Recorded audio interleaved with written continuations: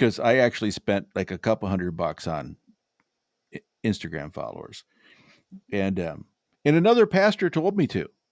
Yeah. Hey, that's going to give you more eyeballs, which is going to give you more organic growth.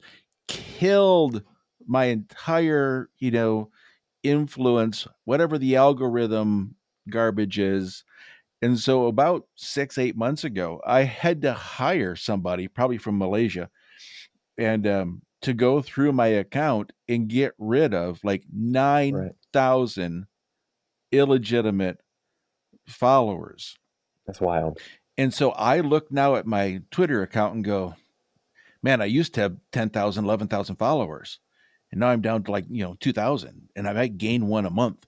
And I'm like, but I felt better about myself when I Mhm. had all these fake followers, this Right. fake applause, and I'm going to make a jump here, people who see the false me, because I can tell you anything on a stage or in a book that I want you to hear to get Mhm. you go, oh, that was so good. And he's almost, I mean, next to Jesus. He might be the fourth person of the Trinity, Mhm. which wouldn't even work for in Trinity, but they, and so I've hoodwinked you.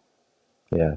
I've hoodwinked you to feel good about me as a pastor trying to lead you to Mhm. be your own authentic self in Christ.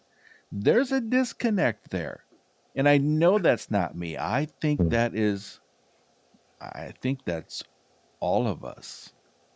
And again, Yeah. You didn't. You that's not throwing people under the bus. no. That's not trying to beat up pastors. It's just being, come on, this is not who we want to be. This is not who Jesus called us to be. That's not who you are. So you're right. You hoodwink them, and who you're ultimately lying to is you. Yeah, absolutely. Right. And that's where So now I've got that's to where tell we hit the another coffin. lie.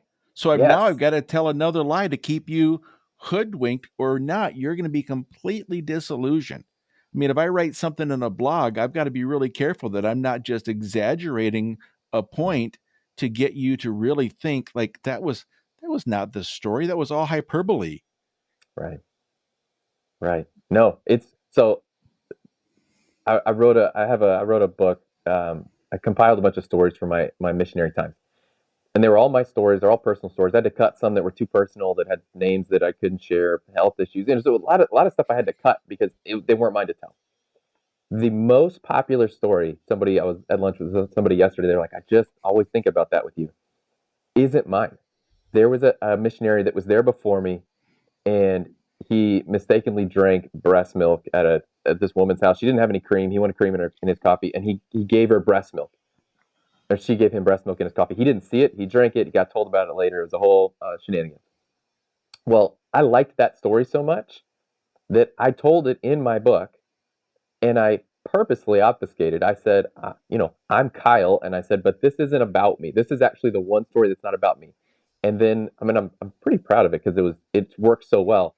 But it still is, in a sense, this weird double-sided lie. And I said, we'll call him Lyle to protect his identity. And then over and over throughout this story, I say, this didn't happen to me. It's not about me. And I say it so much that clearly the joke is, this is me and I'm embarrassed. Except that I still, years later, have people coming up to me and going, "Are you going to get cream in that coffee?" And I'm going, I have a lot. Like now, I have to tell everybody that tells me this, that repeats this. I have to say that actually wasn't me. So let me explain to you how this worked. It was funny, and that's why it's in there. But I met the guy. It's not. And then they look at me like, "Can I trust you?" And that's really what their look is like. You pulled one. Can I trust you? And I have to go. I, I don't know. I mean, I think so, but it's a weird. I mean, it's the best part of the whole book. It's the most quotable thing. It's the thing people remember the most, and it's the one thing that wasn't mine. And I did it in such a way that I don't regret it, but to see it in real time of people going, "Oh, if that isn't you, then what do I believe that else that isn't true?" And I go, "Good question."